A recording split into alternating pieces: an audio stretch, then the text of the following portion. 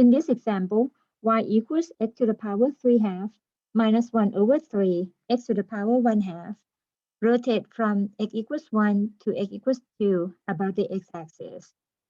From the formula, s equals the integral from a to b, which is 1 to 2 times pi times the radius, which is the function value, or x to the power 3/2 minus 1 over 3 x to the power 1/2, and multiply by the segment length, which is the square root of 1 plus y prime squared with respect to x.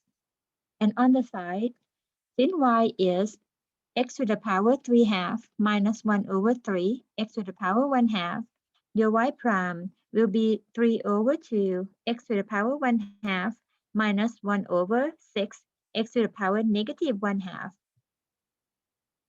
We're gonna continue by finding the second power, or squaring 3/2 x to the 1/2 minus 1 over 6 x to the negative 1/2.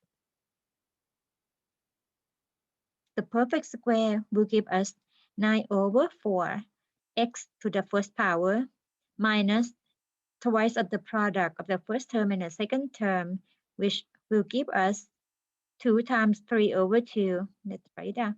2 times 3 over 2 times 1 over 6 x to the 1/2 times x to the negative 1/2, and then plus the last term squared, or 1 over 36 x to the power negative first. The middle term, after we simplify, it becomes negative 1 over 2, and then plus 1 over 36 x to the power negative first.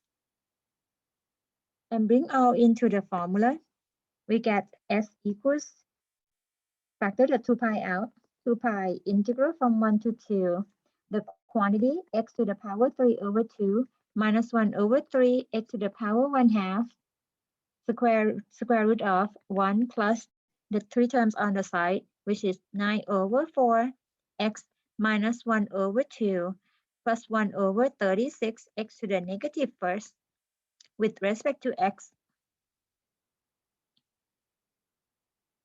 And then we're gonna simplify the terms under the square root.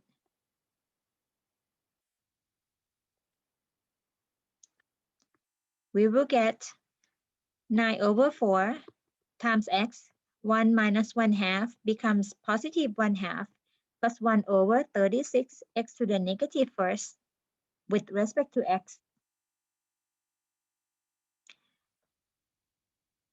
It's similar to the problems that we did in the last section. It comes to the form as the perfect square of the same two terms as what we did on the side, but the sign is opposite. So these three terms to bring back to 3 over 2 x to the power 1/2 plus 1 over 6 x to the power negative 1/2 squared. And we can double check with that. So we get 2 pi multiplied by integral from 1 to 2 of x to the power 3 over 2 minus 1 over 3 x to the power 1/2, square root and squaring, they cancel. Excuse me, it becomes 3 over 2 x to the power 1/2 plus 1 over 6 x to the power negative 1/2 with respect to x. Now, we can see the radical is gone. We just have to multiply these two factors together, or basically expand them. To expand, just do the same as when you multiply the binomial and binomial. So x to the power 3/2 multiplied by 3 over 2 times x to the power 1/2 gives us 3 over 2 x to the power second. And then the next term, x to the 3/2 times 1/6 times x to the power negative 1/2 gives us 1 over 6 x to the first, and the inner and inner term will give us negative 1/2 x to the first. The last times last should give us negative 1 over 18, since x to the 1/2 times x to the negative 1/2 becomes x to the power 0, or just 1 with respect to x. Looks like we have two terms as the like terms. Therefore, we just simplify to be multiply by 3 and 3 top. So we have negative 2 over 6x or negative 1 over 3x as a simplified form. I'm going to rewrite it.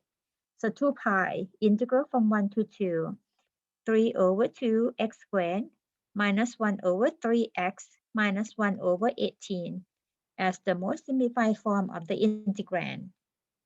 And after that, we just apply the antiderivative rule. So 3 over 2 x to the third over 3 minus 1 over 3 x to the second over 2 minus 1 over 18x, evaluate from 1 to 2.